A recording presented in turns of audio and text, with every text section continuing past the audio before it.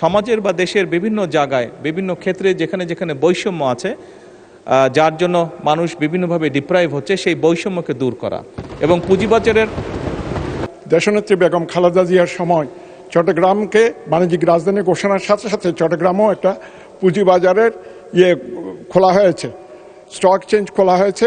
এবং আপনারা জানেন চট্টগ্রাম বাণিজ্যিক রাজধানী হিসাবে সেই সময় আমাদের বর্তমান অর্থমন্ত্রী যথেষ্ট অবদান ছিল, ওনার এটা খোলা হয়েছিল। কিন্তু বর্তমানে যে চট্টগ্রামের পুঁজিবাজার এবং ঢাকা পুঁজিবাজারের মধ্যে বিরাট বৈষম্য, এই বৈষম্য দূরীকরণ না করলে চট্টগ্রামের পুঁজিবাজারটা আস্তে আস্তে স্থগিত হয়ে যাচ্ছে এবং যে বৈষম্য আছে সেই বৈষম্য অচিরেই দূর করা হবে কিনা সেই জন্য আমি মাননীয় প্রধানমন্ত্রীর কাছে জানতে চাচ্ছি। ধন্যবাদ মাননীয় প্রধানমন্ত্রী, চট্টগ্রাম এবং ঢাকার বৈষম্য দূর হবে কিনা?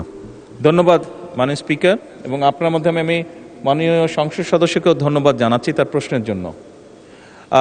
উনি যেই শব্দটি উল্লেখ করেছেন ওনার প্রশ্নে, বৈষম্য, মাননীয় স্পিকার, এই সরকারের অন্যতম একটি মূল লক্ষ্যই হচ্ছে সমাজের বা দেশের বিভিন্ন জায়গায় বিভিন্ন ক্ষেত্রে যেখানে যেখানে বৈষম্য আছে, যার জন্য মানুষ বিভিন্নভাবে ডিপ্রাইভ হচ্ছে, সেই বৈষম্যকে দূর করা এবং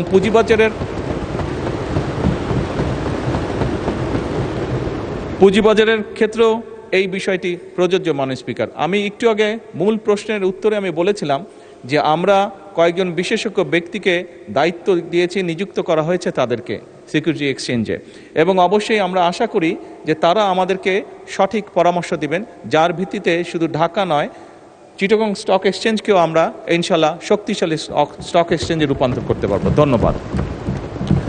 মাননীয় সদস্য আব্দুল হান্নান মাসুদ, নোয়াখালী 6।